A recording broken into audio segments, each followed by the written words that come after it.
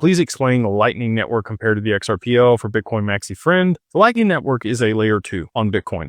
It locks up the Bitcoin. It allows you to exchange value over that network to settle much faster when trading Bitcoin, to be able to then unlock the underlying asset and exchange whatever you're holding on that layer 2 for the underlying asset. Very similar like Polygon or Matic for Ethereum. It's not really scalable, where, the TPS on is still far less than 1500. And in the XRPL, kind of max TPS or transactions per second is limited to about 1,500 transactions per second, which is not scalable for Visa or MasterCard or a lot of the other applications that many people would like XRP to be used for. You're going to need an implicit or explicit subnet on the XRPL, which, Bob Wade just happens to have a patent for, to be able to scale it to the level of throughput that's going to be required for a lot of these institutional applications and markets. So, if you think about MasterCard or Visa, the 30,000 transactions per second, Bitcoin's never going to get to that amount. It's not going to matter what the layer 2 is or how it's put together. It's not built and it doesn't have the functionality. And that needs to also be on the layer 1. They're not going to want a Band-Aid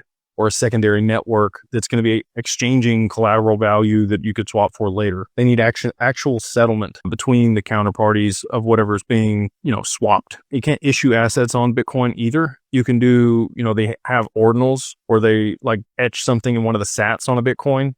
That's a crude way of creating an NFT. They've just tried to adapt what's available on that blockchain to the different things that have happened over time. And kudos to the people that have figured that stuff out. Like, it is cool stuff, runes and ordinals and stuff that they have. It's the first mover. It's like the Netscape. Netscape is not Google. It was never going to be Google. MySpace is not Facebook. It was never going to be Facebook. It got to market. It has brand recognition. A lot of people understand, the supply dynamic of Bitcoin and the value proposition that it has, but it's not. And actually, Satoshi's vision was a peer-to-peer payment system that was, frictionless and removed banks or intermediaries. But when they didn't increase the block size and they decided to fork it to Bitcoin Cash and Bitcoin, they really kind of killed Satoshi's original vision for Bitcoin. And since then, they've just, pushed it toward this narrative around digital gold, which fine. Like, I get that. And again, I think a fair market value for Bitcoin is $5,000 or $20,000. Somewhere in that range, I think, is a fair market value. Just it doesn't have the same value proposition, and it doesn't have the same ability to be able to scale for financial products and markets like the XRPL does with side chains and the subnet that I do believe is going to be imposed on the network. That'll be alongside the layer 1. It's not like it's, a layer 2 or a Band-Aid on top of it. And you need interoperability for settlement. You need a DEX. There's just a lot of